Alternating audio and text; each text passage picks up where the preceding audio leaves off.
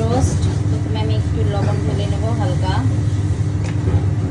একটু yellow colour, বেশি কিছু ঢালবো না। হালকা গরম হয়ে গেছে, এবারে মেখে নেব।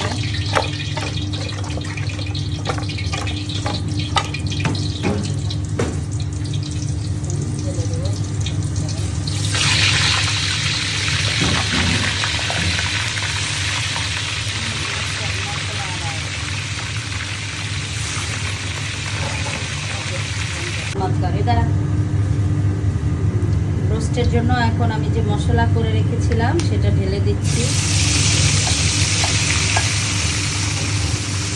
গরম তেলে। এটাকে একটু ভুনবো।